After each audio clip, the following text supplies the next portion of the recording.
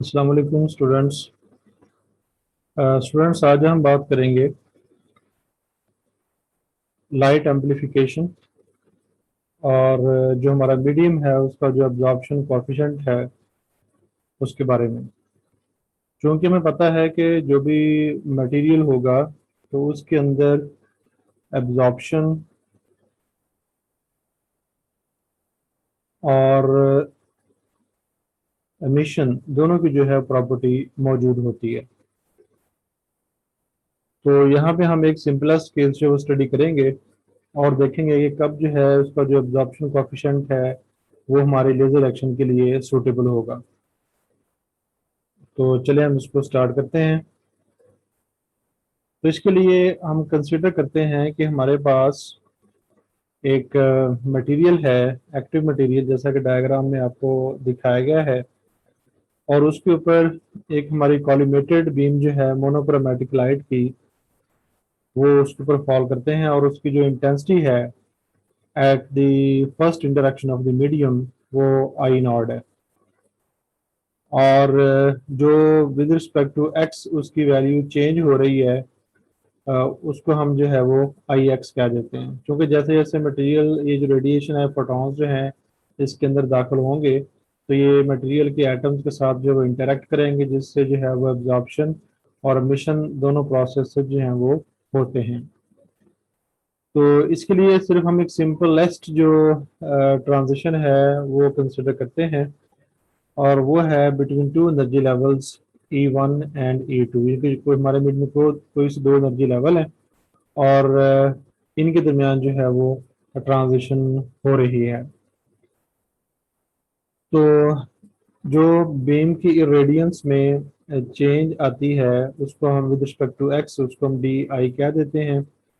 और ये जो चेंज है जो हमारी इरेडियंस में बीम की इंटेंसिटी में जो उसके ऊपर लाइट जो हमारी फॉल कर रही है वो डिपेंड करती है उसकी जो इनिशियल इंटेंसिटी है किसी भी पॉइंट के ऊपर।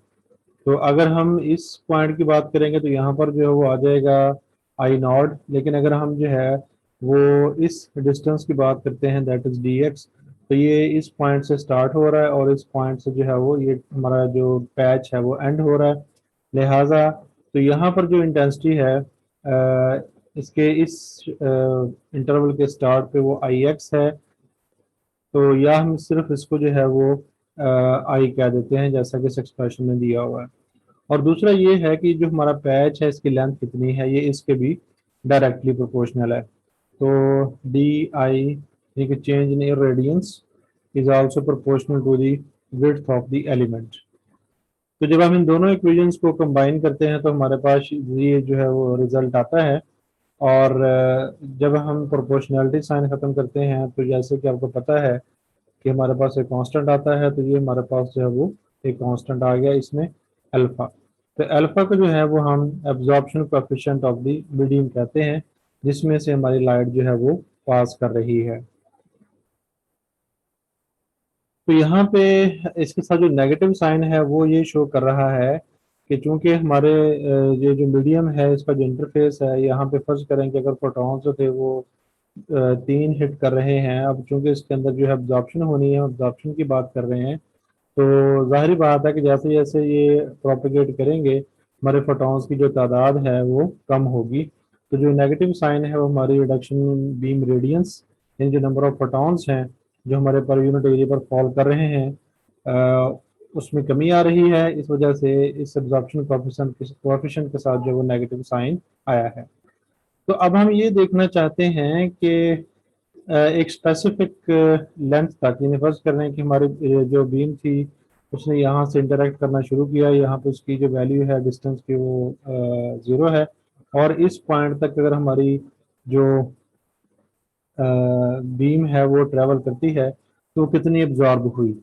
तो इसके लिए फिर जो है हम अपनी ये जो एक्सप्रेशन बनता है हमारा, इसकी मदद से ये वाला जो एक्सप्रेशन है इसको हम रीअरेंज करके जो है वैसे लिख सकते हैं, 1/i D I equals to sorry equals to minus alpha D X. तो टोटल चेंज निकालने के लिए जो है इसको जो है वो हम अपनी जो लिमिट्स हैं उसमें इसको इंटीग्रेट करेंगे। तो जब हम इसको इंटीग्रेट करते हैं तो हमारे पास जो फाइनल एक्सप्रेशन आता है वो आफ्टर पुटिंग लिमिट्स वो ये आ जाता है। और यहाँ पे जो हमारी एट एनी डिस्टेंस जो बीम इरेडियंस है आफ्टर ट्रेवलिंग डिस्टेंस एक्स वो ये आ जाती है। यानी ये वाली जो है इसको हम बेसिकली ये चीज़ है कि इरेडियंस की value at X, I naught है इरेडियंस की value at x equals to zero, यानी यहाँ पे जो उसकी इनिशियल वैल्यू है यहाँ पे, और एक्स है कि उसने कितना फासला जो था वो ट्रेवल किया था। तो इस तरह हम ये जो लॉ का फार्मूला या लॉ का रिलेशन, लॉ की प्रॉपर्टी इस्तेमाल करते हुए ये रिलेशन जो है ये लिख सकते हैं। तो इसमें बताया गया है कि I nought is the intensity of incident radiation at x equals to zero, यानी कि जब हमारी जो लाइट है या रेडिएशन है just to interact with the medium है। तो the absorption coefficient depends upon the population of n1 and n2, यानी जो हम ट्रांजिशंस की बात कर रहे थे वो दो एनर्जी लेवल्स हमने लिए थे for the case of simplicity. तो इनकी पॉपुलेशन पे डिपेंड करता है कि हमारा जो एब्जॉर्प्शन पॉजिटिव है, ये एब्जॉर्प्शन हो रही है तो अल्फा इज पॉजिटिव, एब्जॉर्प्शन नहीं हो रही ना एमिशन हो रही है तो अल्फा जो है वो ज़ीरो होगा अगर कुछ भी नहीं हो रहा। और अगर उसमें जो है वो एमिशन हो रही है तो अल्फा विल बी नेगेटिव। तो ये हम जो है इसको अभी हम देखेंगे भी बाद में। तो if n2 is zero then absorption would be maximum. अब जाहिर है कि जब n2 की वैल्यू जो है वो जीरो होगी, जो हमारे एटम्स होंगे वो, अगर ये हम दो एनर्जी लेवल्स लेते हैं, इसकी जो पॉपुलेशन है वो E1 है और इसकी जो पॉपुलेशन है वो ज़ीरो है, तो एटम्स जो हैं जो फोटॉन्स होंगे वो इसके साथ इंटरेक्ट करेंगे। तो फिर जो जैसे कि हम प्रीवियस लेक्चर्स के अंदर बात कर चुके हैं कि जहाँ फोटॉन्स का इंटरेक्शन ज़्यादा होगा वही ट्रांजिशन जो है वो ज़्यादा पॉसिबल होगी। लिहाजा जब फोटॉन्स इनके साथ इंटरेक्ट करेंगे तो ये लिफ्ट करके ऊपर चले जाएंगे एनर्जी को अब्जॉर्ब करके, तो यहाँ पर जो है अब्जॉर्प्शन विल बी मैक्सिमम।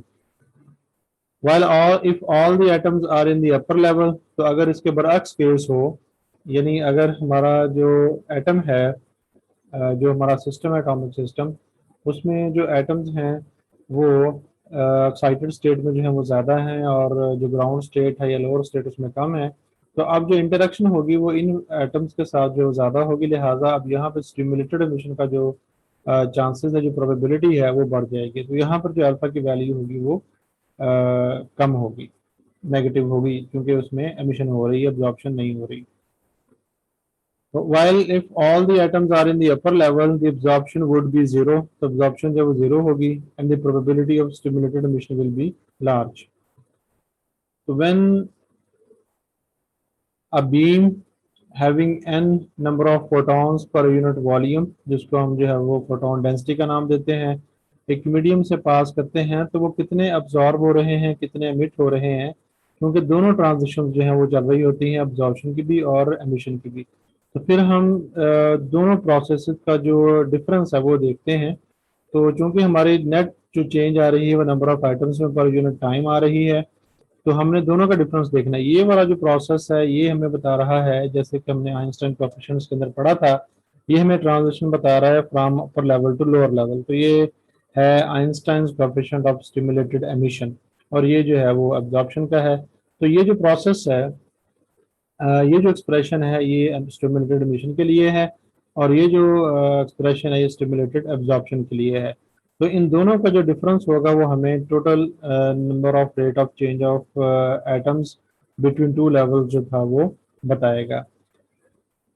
तो इसलिए हमने इनका जो है वो डिफरेंस लिया है। तो जब सिस्टम हमारा जो, जैसे कि मैंने बात की थी कि जब ट्रांजिशंस हो रही होती हैं तो ये जो कोएफिशिएंट्स की वैल्यू हमने कैलकुलेट की थी, दीज वर एट इक्विलिब्रियम।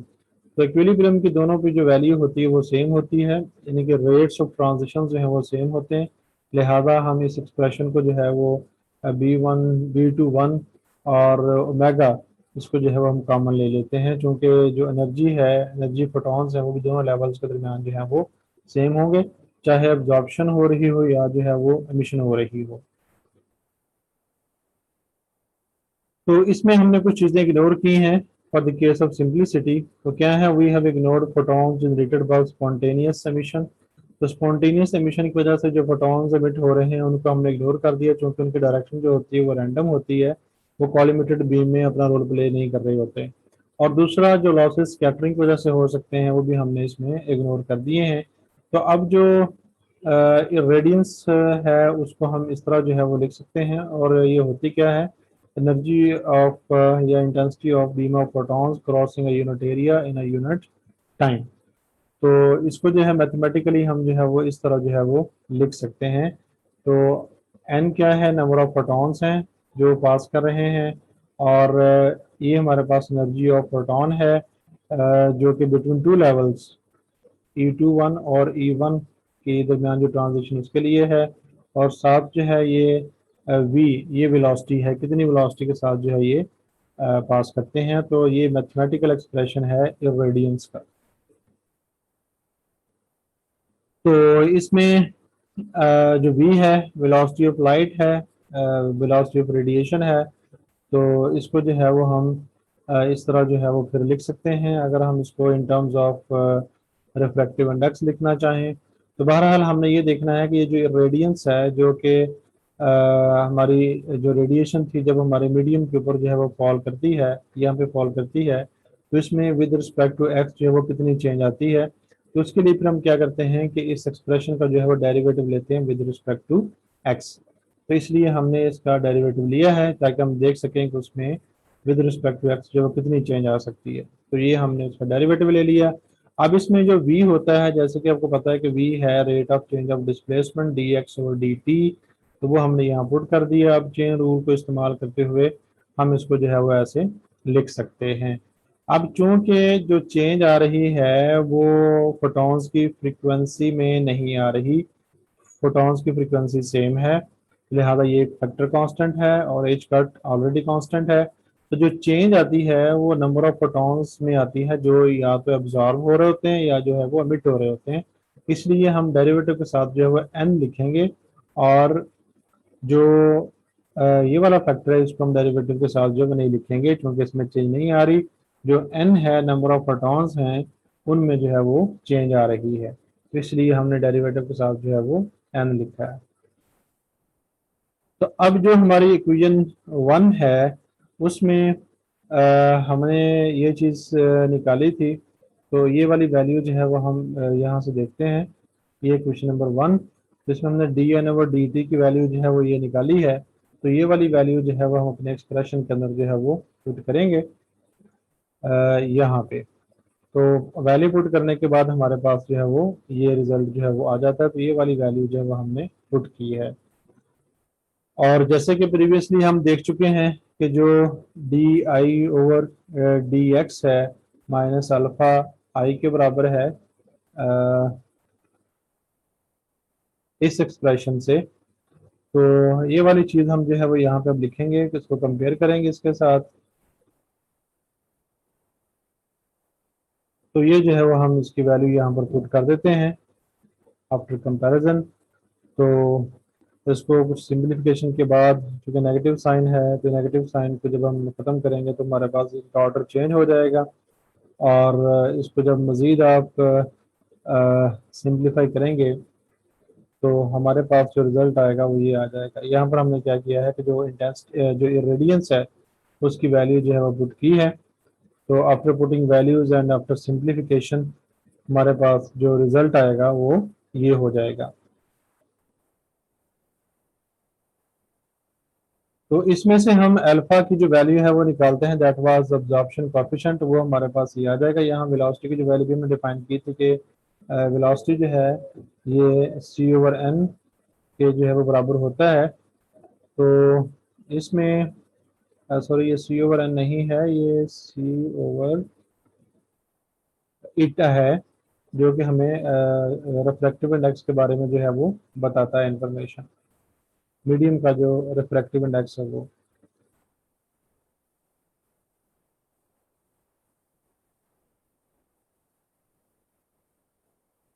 तो ये चीज़ होनी चाहिए। तो अब यहाँ पर जो है वो हम यहाँ पर भी ईटा पुट करेंगे, ये आप करेक्शन कर लीजिएगा इसको।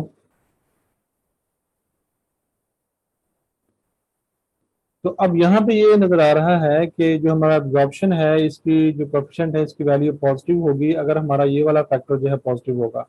और ये वाला फैक्टर कब पॉजिटिव होगा? जब n1 will be greater than n2। तो यानी लोअर लेवल में हमारी पॉपुलेशन जो है वो ज्यादा होगी as compare to upper level. तो जब जाहिर है कि ये स्टेट होगी तो फिर हमारी जो एब्जॉर्प्शन कोएफिशिएंट है वो पॉजिटिव है। इसका मतलब ये है कि हमारे जो फोटॉन्स होंगे वो एब्जॉर्ब हो रहे होंगे। तो for a collection of atoms in thermal equilibrium n1 will always be greater than n2। यानी कि जब जो थर्मल इक्विलिब्रियम होता है, इसको हम प्रीवियस लेक्चर किसी एक में प्रूव कर भी चुके हैं कि थर्मल इक्विलिब्रियम में हमेशा जो लोअर लेवल है उसकी पॉपुलेशन ज्यादा होती है as compare to upper level and the coefficient will be positive. In this situation stimulated absorption will be a dominant process. तो इसमें स्टिमुलेटेड एब्जॉर्प्शन जब हो रही होगी, लेकिन हमें इस स्टिमुलेटेड एब्जॉर्प्शन की वजह से जो आउटपुट है वो हमें नहीं मिल रही होगी लेजर में से, मतलब हमारे लेजरिंग एक्शन जो है वो स्टार्ट नहीं हुआ होगा।